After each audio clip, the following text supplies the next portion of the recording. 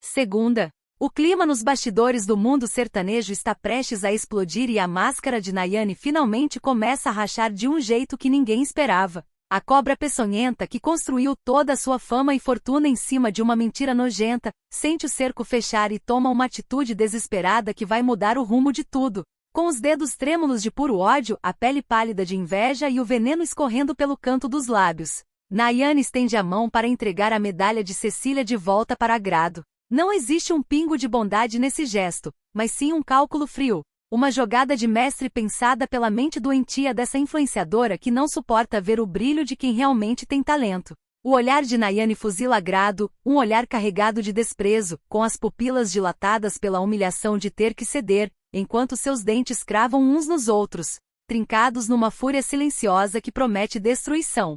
Agrado, com o coração na boca, sente o peso daquela medalha legítima, um pedaço sagrado do seu passado que foi roubado. E o arrepio que sobe por sua espinha é a certeza absoluta de que Nayane está apenas recuando um passo para desferir um golpe ainda mais violento e fatal nas próximas horas. Essa devolução é a prova viva de que a guerra entre a verdadeira Diana e a impostora atingiu um nível de crueldade sem volta, onde cada sorriso falso esconde uma facada pelas costas que pode arruinar a carreira de todos no Grupo Amaral. Enquanto o esgoto da ambição transborda de um lado, do outro a ingenuidade abre portas para o perigo.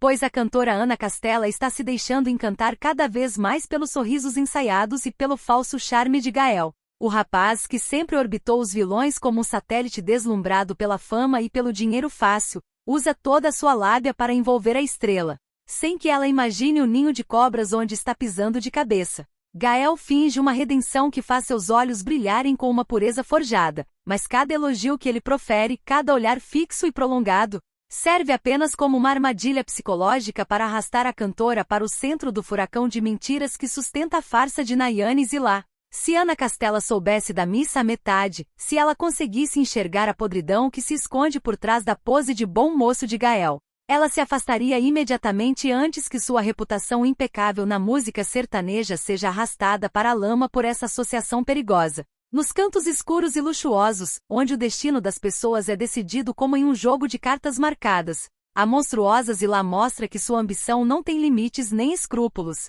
Com a voz mansa, arrastada e carregada de uma frieza que gela a espinha de qualquer um, Zilá se aproxima de Roney e cospe suas verdades cheias de arrogância, afirmando com toda a certeza do mundo que vai arrancar até o último centavo e conseguir absolutamente tudo o que deseja durante o processo de divórcio de Alaorzinho. Zilá não tem um pingo de compaixão pela destruição da família. Sua mente calculista funciona apenas para acumular poder e usar o segredo sombrio sobre a morte de Jean Carlos para pisar em qualquer um que atravesse o seu caminho.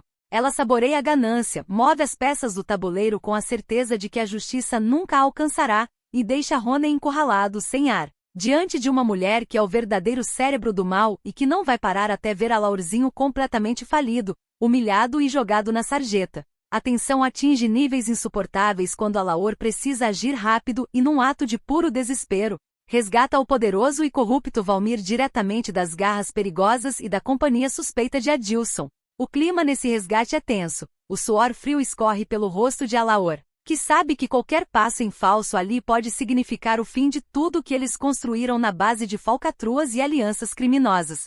Ao longe, Irene assiste a tudo com o estômago revirado, as mãos cruzadas contra o peito numa agonia sufocante, enquanto o medo consome seus pensamentos. Ela se preocupa profundamente com o destino do seu amado, sabendo que Valmir é uma bomba relógio prestes a explodir e que Adilson não joga para perder. Esse resgate desesperado acende o pavio de uma bomba que promete estraçalhar a paz de quem achou que conseguiria lucrar com a farsa de Nayane sem pagar o preço de sangue e traição que o submundo exige. Paralelamente, a paranoia e o terror psicológico fazem mais uma vítima na calada da noite, quando Sinara acorda banhada em suor, com a respiração arfante e o peito subindo e descendo num ataque de pânico incontrolável. Ela acaba de ter um pesadelo terrível, uma visão pavorosa que mostrou em detalhes sórdidos o romance proibido e nojento entre Roney e a víbora Zilá. Sinara se desespera por completo, as lágrimas rolam quentes por suas bochechas enquanto ela enterra as mãos nos cabelos, sentindo que aquele sonho é na verdade um aviso macabro de que o Grupo Amaral está sendo entregue de bandeja para a pior espécie de monstro que existe. O sofrimento de Sinara é um monólogo interno de pura rejeição e agonia. pois ela sabe que se essa união maligna se consolidar na realidade, a ruína de todos será inevitável e violenta. Terça, a podridão que corre nos bastidores do mundo sertanejo está prestes a explodir de uma forma que ninguém vai conseguir segurar, e o castelo de cartas erguido sobre mentiras e chantagens vai começar a desabar com uma violência sem precedentes, deixando um rastro de destruição na vida de quem só queria cantar. O cheiro de traição está no ar, impregnando cada canto daquela mansão luxuosa, e o confronto que se desenha promete arrancar as máscaras mais bem coladas, transformando alianças históricas em uma guerra sangrenta por poder, dinheiro e reputação, onde ninguém sairá ileso e o preço do sucesso será cobrado em lágrimas e sangue. O clima pesa de forma insuportável no camarim quando Roney, com um sorriso cínico desenhado nos lábios e um olhar carregado de pura audácia, invade o espaço de Agrado Garcia e Eduarda para soltar uma bomba que destrói completamente o chão sob os pés das duas cantoras. Com as mãos nos bolsos e uma postura de quem dita as regras do jogo, ele infla o peito para afirmar, com todas as letras e sem o menor pingo de hesitação, que ele é sócio legítimo de Blake e que por força de contrato e de direito, ele é o verdadeiro e único empresário da dupla. As palavras saem da boca de Roney como chicotadas, fazendo o estômago de Agrado revirar de puro nojo e desespero, enquanto Eduarda sente o sangue congelar nas veias ao perceber que caíram em uma armadilha corporativa sem saída. Agrado, cujo apelido de infância é Diana e que carrega o fardo de ter sua vida roubada por uma impostora, sente uma onda de calor subir pelo pescoço. Seus dentes se trancam com tanta força que o maxilar chega a doer, e seus olhos fuzilam o homem à sua frente com um ódio que ela mal consegue conter. Ela tenta respirar, mas o ar parece sumir do ambiente, sufocada pela percepção de que sua carreira, seu talento e seu futuro estão agora amarrados a um crápula que só enxerga nelas uma máquina de fazer dinheiro farto. Eduarda dá um passo à frente, com as mãos trêmulas de raiva e a voz embargada, tentando contestar aquela insanidade, mas Roney apenas solta uma gargalhada seca, desdenhosa, saboreando cada segundo do pânico que acabou de semear no coração das duas jovens. A humilhação de estar sob as ordens de um parasita faz Agrado reviver internamente todo o sofrimento que tem guardado no peito. O monólogo interno dela se transformando em um grito silencioso de socorro, questionando até quando as pessoas de bem vão continuar sendo pisoteadas pelos vilões daquela indústria maldita. Enquanto o desespero consome o camarim das meninas, em outro ponto da cidade a pressão acumulada explode em forma de desabafo violento e rancoroso. A Laurzinho encontra-se com Malvino em um beco escuro, com as feições completamente transtornadas pelo ódio e o suor de raiva escorrendo pela testa fria. Sem conseguir parar quieto, andando de um lado para o outro como um animal enjaulado, a Laurzinho gesticula freneticamente e esmurra o ar ao desabafar com Malvino sobre a fúria incontrolável e visceral que sente de Roney. A voz de Laurzinho sai rasgada, trêmula pela humilhação e pelo rancor acumulado, detalhando cada rasteira, cada olhar de superioridade que Roney direcionou a ele nos últimos tempos. Malvino escuta tudo com os olhos arregalados, percebendo que a mente de Laurzinho está operando em um nível de perigo extremo,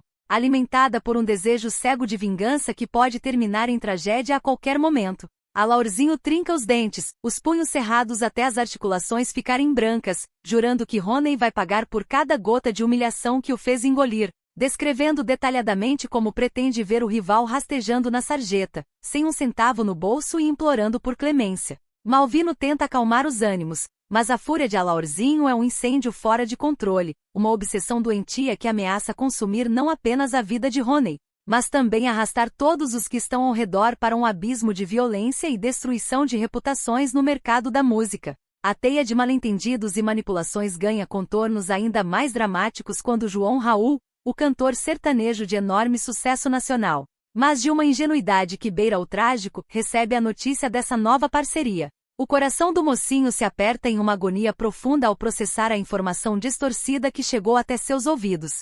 João Raul, que foi completamente enganado pela farsa da identidade roubada, sente uma pontada de traição perfurar seu peito ao acreditar piamente que Agrado mentiu descaradamente para ele sobre a parceria com Roney. O rapaz caminha sozinho pelos cômodos de sua mansão, com o olhar perdido e a mente torturada pelo pensamento de que a mulher que ele começa a enxergar como especial escondeu um segredo tão sujo de sua pessoa. Ele se lembra dos momentos em que olhou nos olhos de Agrado e sentiu uma conexão que não consegue explicar, sem saber que ela é a sua verdadeira Diana de infância. e agora o peso dessa suposta mentira faz com que ele sinta um nojo profundo de si mesmo por ter sido tão vulnerável.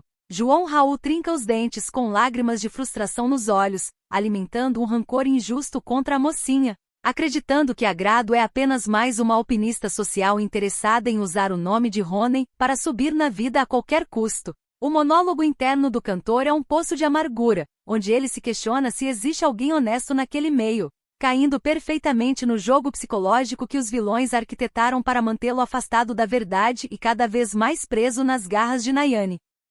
Quarta, Nayane tentando manter as aparências. Durante uma festa, ela faz questão de fingir que continua vivendo uma relação perfeita ao lado de João Raul. A jovem se esforça para demonstrar felicidade diante de todos, mas a situação está longe de ser verdadeira. O cantor se sente cada vez mais desconfortável com a encenação e deixa claro, mesmo sem palavras, que a convivência entre os dois está se tornando insustentável. João Raul percebe que está preso em uma situação complicada. Por um lado, existem compromissos profissionais e uma imagem pública a preservar. Por outro, seus sentimentos já não são os mesmos. Cada vez que Nayane insiste em manter a farsa, ele se sente ainda mais pressionado. Enquanto isso, Eduarda enfrenta uma batalha silenciosa dentro do próprio coração. A jovem sofre ao perceber que seus sentimentos por Leandro estão ficando cada vez mais fortes. Ela tenta esconder o que sente, mas cada encontro e cada conversa tornam a situação mais difícil. O medo de sofrer e de colocar tudo a perder faz com que ela mantenha seus sentimentos guardados. Em outra parte da cidade, Palhares e Sinara acabam se aproximando novamente. Depois de tantas idas e vindas, os dois cedem à atração que ainda existe entre eles. O reencontro reacende sentimentos que pareciam esquecidos e mostra que a história dos dois ainda está longe de terminar. Já Honey vive um momento decisivo ao abrir seu coração para Zilá. Sem rodeios, ele declara todo o amor que sente por ela e admite que não suporta a ideia de perdê-la. A conversa é intensa e cheia de emoção. Pela primeira vez em muito tempo, Honey deixa de lado suas estratégias e fala apenas com o coração. Enquanto alguns vivem dramas amorosos, Janete demonstra mais uma vez sua generosidade ao ajudar a Laurzinho. O apoio dela chega em um momento importante e fortalece ainda mais a ligação entre os dois. Quem acompanha a novela percebe que existe uma cumplicidade especial surgindo entre eles. Ao mesmo tempo, Malvino conquista pontos importantes com a família ao agradar a Genor. A atitude é tão bem recebida que até Laurinha demonstra aprovação. O momento cria uma rara atmosfera de tranquilidade em meio a tantos conflitos.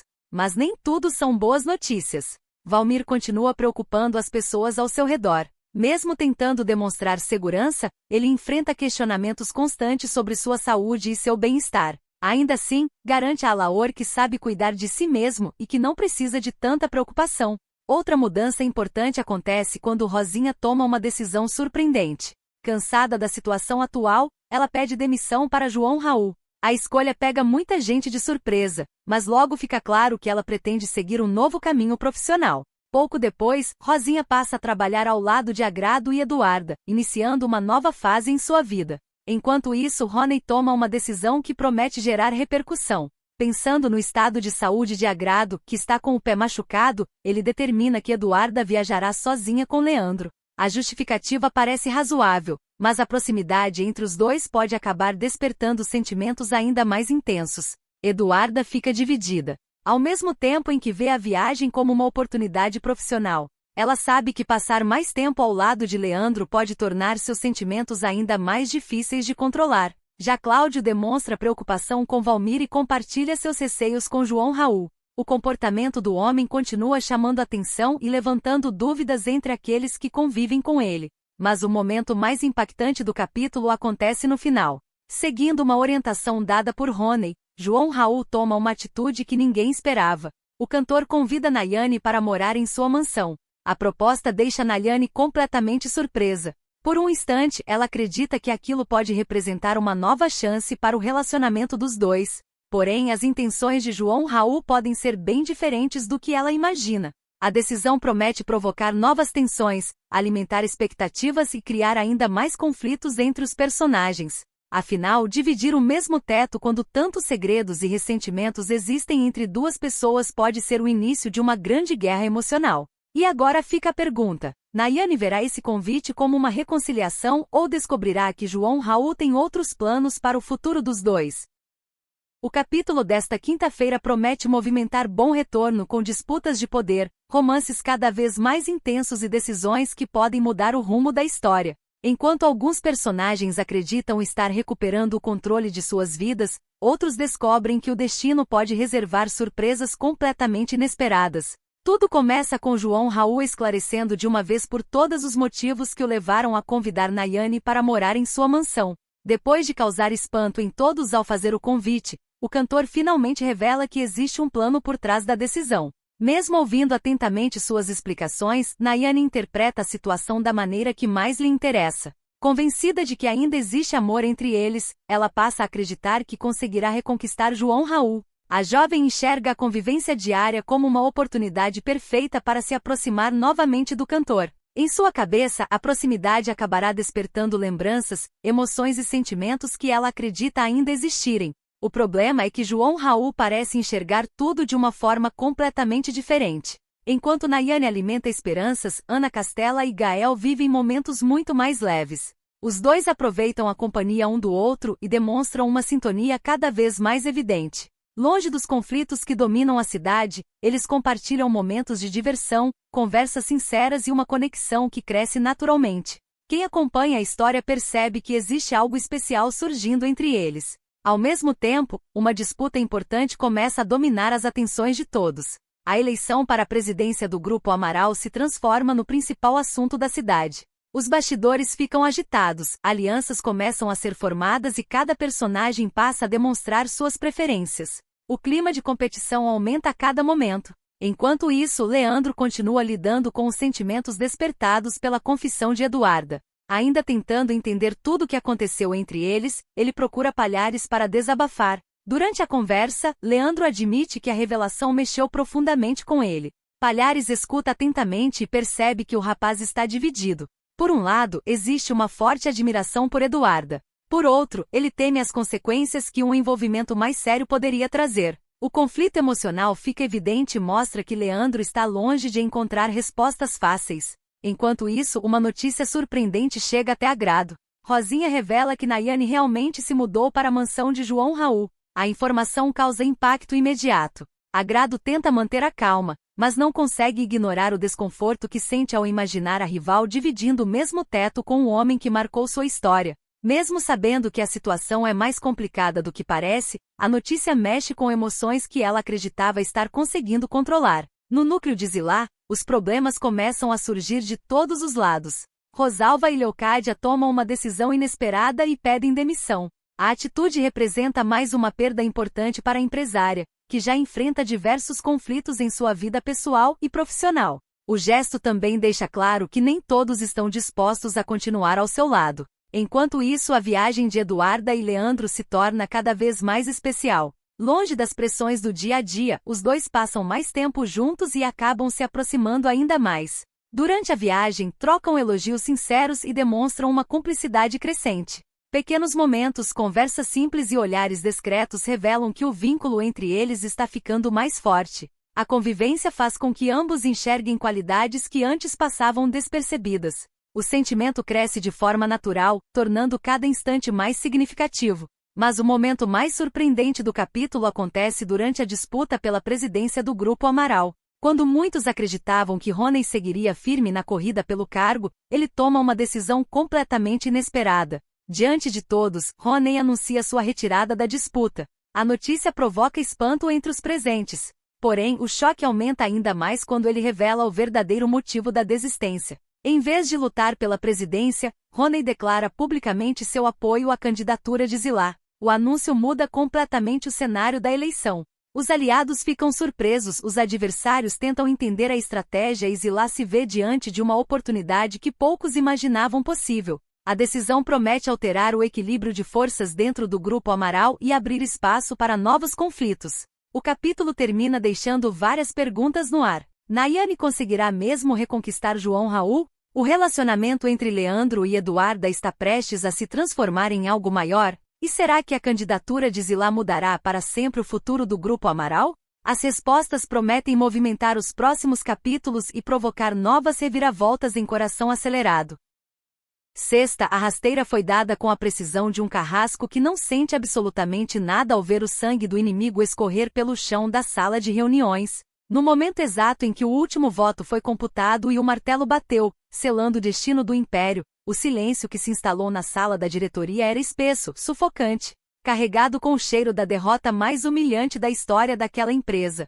Zilá conseguiu. Aquela mulher fria que carrega nos olhos a cor cinzenta e calculista de quem sabe exatamente onde enterrar cada cadáver do passado, foi eleita a nova presidente do poderoso Grupo Amaral. A vitória não foi apenas uma conquista de cargo, foi uma declaração de guerra silenciosa. Um golpe de mestre desferido contra todos aqueles que ousaram cruzar o seu caminho ou subestimar a capacidade de destruição que ela carrega em suas mãos perversas. Do outro lado da mesa, o cenário era de pura devastação psicológica, um espetáculo de horror que fazia o estômago de qualquer um revirar diante de tanta injustiça. Alaurzinho sentiu o chão sumir debaixo de seus pés, o ar sumir de seus pulmões como se tivesse levado um soco violento nas costelas. E o desespero tomou conta de cada fibra do seu ser. Ele olhava para Zilá e via ali a ruína completa de tudo que sua família construiu. O desmoronamento de um legado que agora seria usado como joguete nas mãos de uma chantagista barata que subiu degrau por degrau pisando em cima de segredos obscuros e vidas destruídas.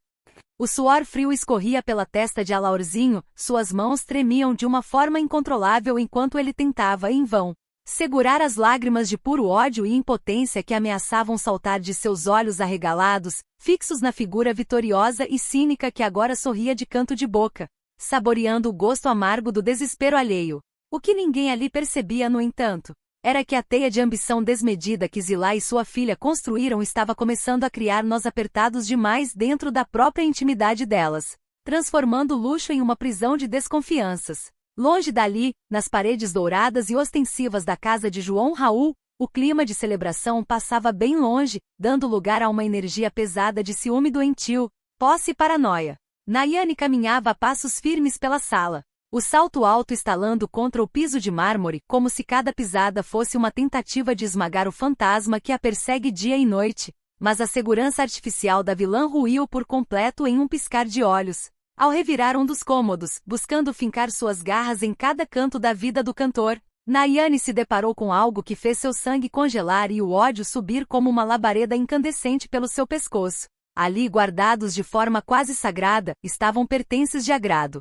O incômodo inicial se transformou rapidamente em uma fúria cega, uma queimação interna que vinha direto das profundezas de sua alma vazia e invejosa. Ver aqueles objetos que claramente pertenciam à verdadeira Diana, a mulher que João Raul realmente ama lá no fundo do seu coração ingênuo, foi como receber uma bofetada na cara em praça pública. As mãos de Nayane fecharam-se em punhos com tanta força que as unhas compridas e bem feitas quase rasgavam a própria pele de seus dedos. A mente da influenciadora digital começou a girar em um turbilhão de pensamentos venenosos, imaginando o horror que seria se João Raul acordasse para a realidade. Se ele percebesse que a mulher ao seu lado é uma farsa completa, uma usurpadora que roubou a identidade da menina do passado para lucrar com sua fama e seu dinheiro. O medo de perder o status, de ver sua farsa desmoronar diante de todo o Brasil e de ser jogada de volta na sarjeta de onde saiu, fez com que Nayane sentisse uma náusea profunda, um asco de si mesma e uma urgência desesperada de apagar qualquer vestígio de agrado daquela casa antes que o estrago fosse irreversível para sua carreira e seus planos de poder absoluto. Enquanto o ódio e a mentira governavam as ações das vilãs, em outros cantos daquela realidade conturbada, velhos hábitos e fraquezas humanas insistiam em cobrar o seu preço, arrastando pessoas para um ciclo perigoso de paixão e erro. Sinara e Palhares se viram novamente frente a frente, e toda a resistência que fingiam ter desmoronou como um castelo de cartas diante do primeiro sopro de tentação. O envolvimento entre os dois ressurgiu com a força de um vício antigo, um fogo que consome a razão e deixa apenas as cinzas do arrependimento para o dia seguinte. Eles se entregaram mais uma vez àquele jogo perigoso, sabendo perfeitamente que cada toque, cada palavra dita entre sussurros e portas fechadas era um passo a mais em direção ao precipício. Palhares olhava para Sinara com o olhar de quem encontrou sua fraqueza definitiva, enquanto ela se deixava levar pela ilusão de um sentimento que já se provou destrutivo tantas vezes no passado. Mas o mundo ao redor deles não perdoa deslizes. E cada segredo guardado em quartos escuros deixa rastros que os olhos atentos e desconfiados estão prontos para seguir até as últimas consequências. É exatamente essa atmosfera de segredos podres que começa a sufocar a vida de Irene. Com o faro apurado de quem já viveu o suficiente para saber quando está sendo passada para trás, Irene começou a notar cada mudança sutil, cada desvio de olhar e cada desculpa esfarrapada vinda de Valmir. O comportamento do empresário poderoso e corrupto, que antes parecia inabalável em sua arrogância, agora demonstrava pequenas fissuras, traços de nervosismo que ele tentava disfarçar com grosseria ou silêncios prolongados. Irene não é boba. Ela sente o cheiro da traição e do perigo de longe, e ver Valmir cochichando pelos cantos, arquitetando alianças escusas com Zilá e Nayane, sabendo de toda a farsa por trás da identidade de Diana, acendeu um sinal de alerta vermelho na mente da mulher. A desconfiança de Irene não é um mero capricho, é uma certeza silenciosa de que Valmir está cavando a cova de muitas pessoas. E ela está decidida a não ser enterrada junto com ele quando o castelo de cartas finalmente desabar. A tensão atinge o seu ponto de ebulição na vida de Agrado, que já não aguenta mais carregar o peso de ter sido calada e chantageada por tanto tempo, vendo o amor de sua vida nos braços de um monstro sem escrúpulos. Quando um suposto recado de João Raul chega até suas mãos, a reação da cantora não é de esperança ou alívio, mas de uma irritação profunda, uma revolta que explode de dentro do seu peito como um grito sufocado há anos. O tom da mensagem, as palavras que pareciam testar sua paciência e sua dignidade, fizeram com que Agrado perdesse completamente o controle emocional. Seus olhos, sempre tão expressivos e cheios de uma dor contida, faiscaram com o brilho da indignação pura. Ela andava de um lado para o outro no camarim, o coração batendo de forma acelerada contra o peito. A respiração curta e pesada demonstrando o tamanho da sua fúria contra a audácia daquele homem que ela tanto amou e que agora parecia zombar do seu sofrimento. Agrado decidiu que não seria mais a vítima silenciosa daquela história macabra, que não aceitaria passivamente os jogos mentais que pareciam cercá-la por todos os lados. Com as mãos trêmulas de raiva, mas com uma determinação feroz desenhada em seu rosto, ela decidiu responder ao cantor, despejando em suas palavras todo o rancor acumulado, toda a mágoa de quem foi injustiçada e arrancada à força da sua própria história de amor. Ela queria ferir o orgulho dele da mesma forma que o seu orgulho foi estraçalhado. Queria que ele sentisse o peso do desprezo de uma mulher que cansou de ser humilhada pelos cantos enquanto os outros lucravam com o seu silêncio forçado pela chantagem maldita de Zilá contra sua mãe Janete. Só que o destino adora pregar peças cruéis e colocar os corações mais feridos em rota de colisão violenta quando as emoções estão à flor da pele, movido por um impulso que ele mesmo não conseguia explicar racionalmente. Consumido pela dúvida e por aquela sensação incômoda de que há algo terrivelmente errado na história que Nayane lhe conta todos os dias, João Raul decide agir. Ele vai atrás de Agrado. O cantor de enorme sucesso nacional, acostumado a ter o mundo aos seus pés e milhares de fãs gritando seu nome, despe-se de toda a sua pose de estrela sertaneja e procura a mocinha, guiado apenas pelo desespero de encontrar respostas que acalmem a tempestade em seu peito ingênuo. Quando João Raul cruza o caminho de Agrado, o impacto visual e emocional entre os dois é quase palpável. Uma eletricidade pesada que corta o ar e faz o tempo parar ao redor deles. Ele tenta falar, tenta explicar o inexplicável, com os olhos implorando por uma migalha de compreensão de uma mulher que ele mal sabe que é a verdadeira Diana de sua infância. Agrado, no entanto, ergue uma muralha de gelo e fúria diante dele, os dentes trincados para não gritar a verdade que a sufoca. O olhar carregado de um desprezo tão profundo que corta a alma de João Raul como uma faca afiada. Cada palavra trocada entre os dois naquele reencontro tenso é carregada de subtextos, de mágoas antigas e de uma paixão que se recusa a morrer, mas que agora está fantasiada de puro ódio mútuo devido às mentiras que os vilões semearam no caminho deles.